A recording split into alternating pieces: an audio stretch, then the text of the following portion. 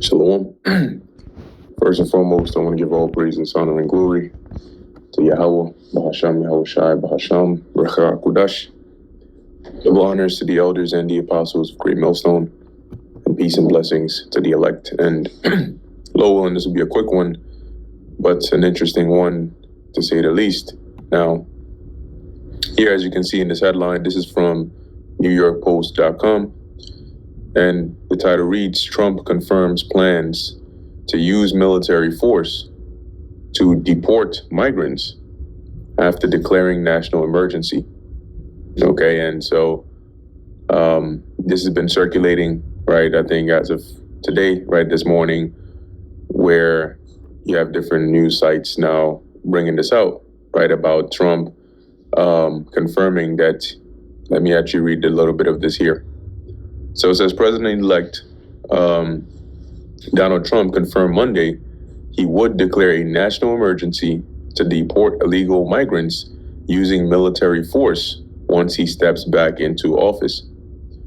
Trump made the statement on Truth Social, responding true in response to a post from Judicial Watch's Tom Fitton saying there are reports he would do so. Good news reports are incoming at Real Donald Trump administration prepared to declare a national emergency and will use military assets to reverse the Biden invasion through a mass deportation program, Fitton wrote on the social media platform. Now, the interesting thing about this is, for individuals who haven't heard or are not familiar, there's something called a document, right, called Rex 84, which stands for Readiness Exercise 1984. And in this document here, I'm going to read a little bit of it to you, and you'll start to see, hear the correlation between what's written here. This goes back to the 1980s, and what we might very well be getting ready to see.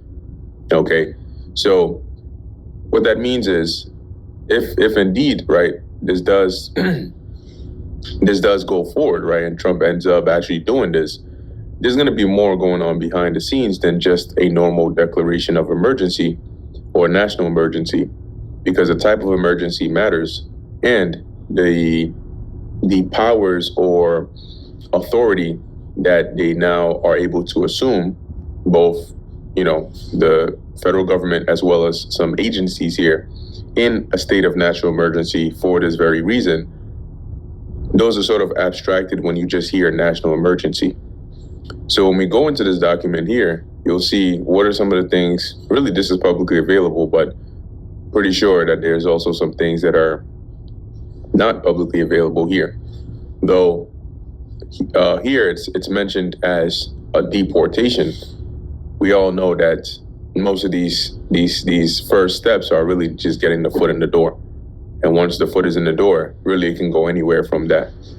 So from now, it looks like that's what the plan is. And we have to wait and see, because a lot can happen, right? A lot can happen. And typically when you have cases like this where there's this foreshadowing ahead of time, this is going to happen here, this is going to happen here, and it starts to build people's anticipation, there's a chance that it doesn't even happen at all, right? There's a chance that they don't even let this guy go up in there or whatever the case is. And then there's also a chance that they do, right? So reading this here, it says Rex 84B, short for Readiness Exercise 1984 Bravo, was a classified scenario and drill developed by the United States federal government to detain large numbers of United States residents deemed to be national security threats in the event that the president declared a national emergency. So what can possibly happen? Okay, there's a national emergency has been declared. They're going after illegal migrants, but then on the same time, you have some extreme leftists, I guess they would call them, or whatever side they want to call them, that are now sort of joining in here, intervening in here, causing some divide. Really, any reason that they have, that they determine to deem you a national security threat, subjective to whatever they define a threat to be, you can find yourself being lumped in here, right? according to this scenario here.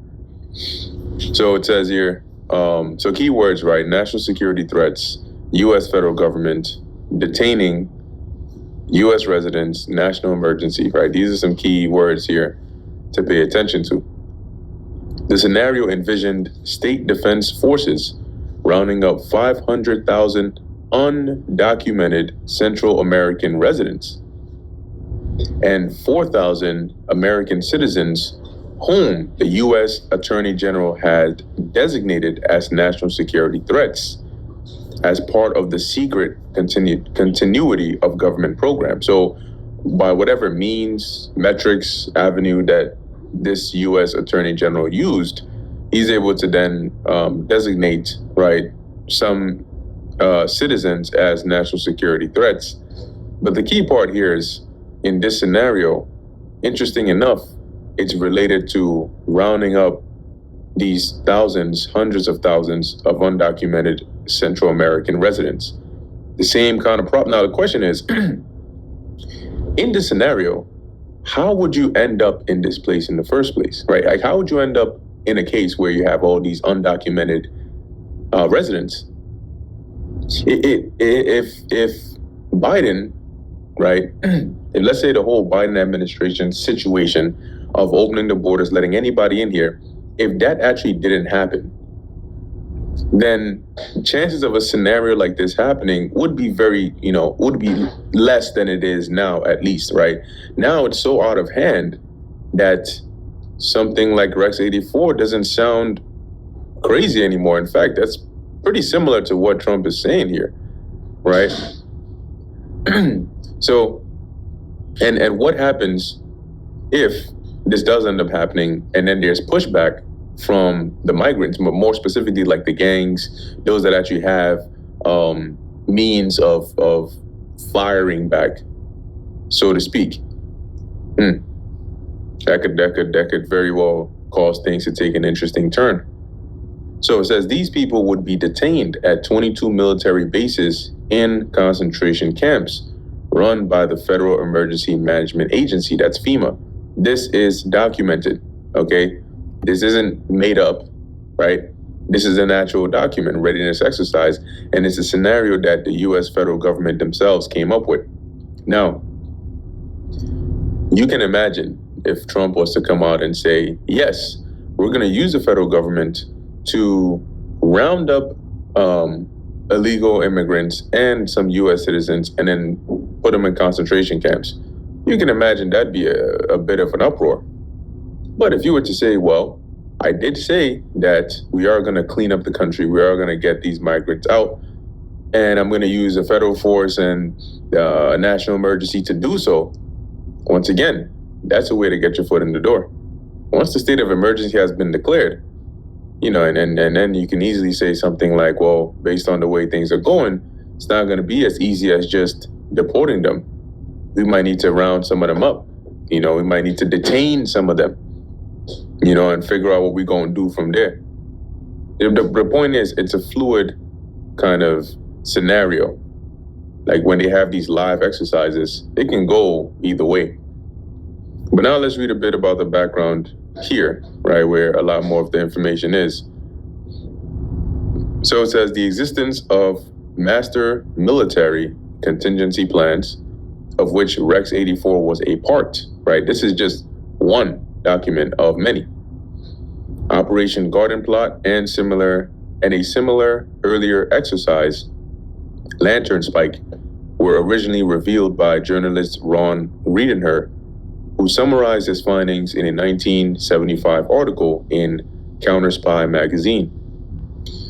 Starting in 1981, the DoD, right, Department of Defense, and FEMA began a tradition of biannual joint exercises to test civil mobilization using the names Proud Saber and Rex 82.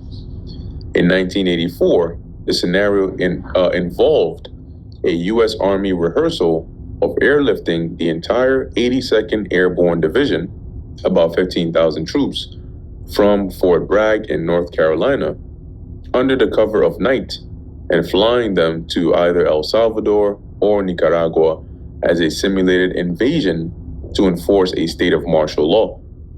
So, once again, you don't come up with these scenarios just because, right? When you think of scenarios, they're in correlation to some either the state you're in, something you might be anticipating, something you might be planning, and that's when you start to lay out scenarios. Usually, when you plan for something, okay, ideally, what do we want to happen? Okay, if that didn't happen, what could happen? Plan A, Plan B, Plan C, right? If things went wrong, what would that look like, and how can we plan for that? Those are scenarios. Okay, so if you are planning a road trip, for example, and there's like different scenarios of how things can turn out, what happens if we run out of gas, or what happens if the place is closed, or whatever the case is. You're not going to be throwing in scenarios of what happens if my neighbor down the block's dog, poops on his carpet. That has nothing to do with what interests you. So that's not going to be included in your scenario, though it is a scenario. So the point here is that the scenarios you come up with are tied closely to either something you're planning or something you're anticipating. So when you see scenarios like this goes to show you what mindset or what the agenda is concerning, cases like this. So continuing where we at, this part of the exercise had been codenamed Rex 84 Night Train. And that's the key part right there too. Flying them over the cover of night. Usually that's what they like to do. So when you wake up in the middle of the night with like lights in your face and lasers on your chest and stuff like that, that's sort of what they like to do, catch you unaware.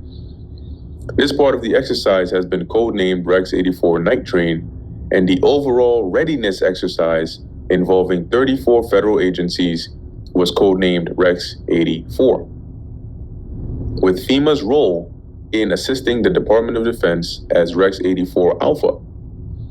Later, when the mass detention scenario involving FEMA was added at the request of FEMA Director Louis Giuffrida and Reagan advisor Edwin Meese. So this is a while back, but it doesn't matter, okay, because it's still relevant. And personally authorized by Ronald Reagan, the mass detention scenario was codenamed Rex 84 Bravo. It was modeled in a 1970s Giuffrida Meese Reagan exercise in California known as Operation Cable Splicer. So, for those that think these are all just conspiracy theories, and whoever comes in office, they're briefed on these things. They know what these things are. They know what's there. They know what has been authorized and approved by different presidents and different people who held, office. So they know what they have in their arsenal, and they also know, what they can use and what they can use without telling you that they're using. The plan was first discovered by Christic Institute in 1984 and first revealed in detail in a major daily newspaper by reporter Alfonso Chardy in the July 5th, 1987 edition of Miami Herald.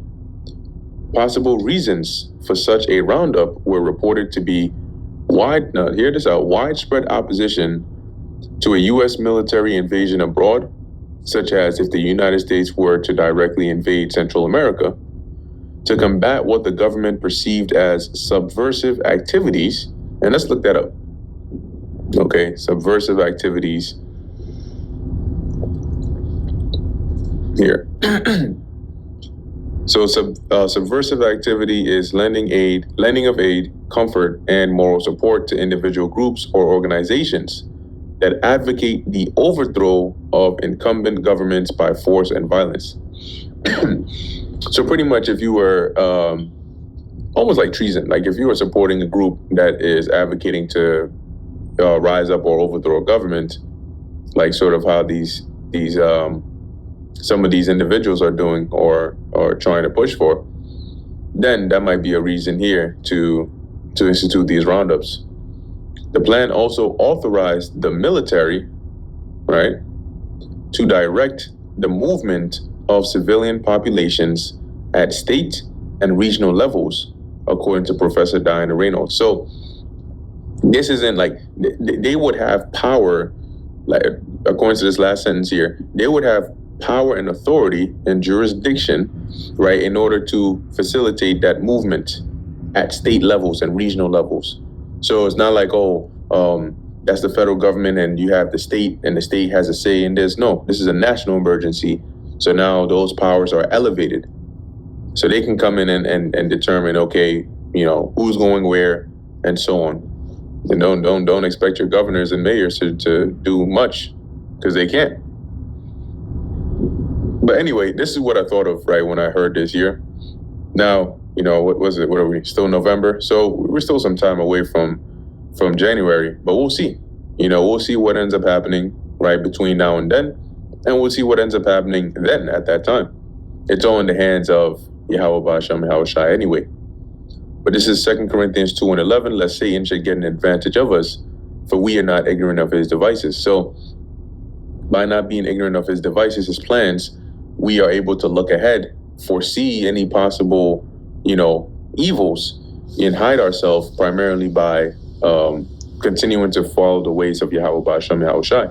Because that's really, like, if they set something like this up, man, trust and believe you as an individual are not doing much against a swarm of troops with some military-grade weapons, ARs with lasers right to your face. You ain't doing much there. So if they wrongfully deem you as a target, you're going to need some help. All right, you're going to need some help. And just having guns is not going to help you, because guns are useless if you don't know how to use them. And you using your gun that you could afford, probably with not enough bullets or whatnot, against people who have been training professionally years to do this, right? Your chances of surviving or winning against them is just little to none. Anyway, with that, I'm going to end it here. Lord willing, that was edifying and informative to the elect. In closing, I want to give all praises, honor, and glory to Yahweh, Bahasham, Yahweh Shai, Bahasham, Racha, Kodash. And until next time, Shalom.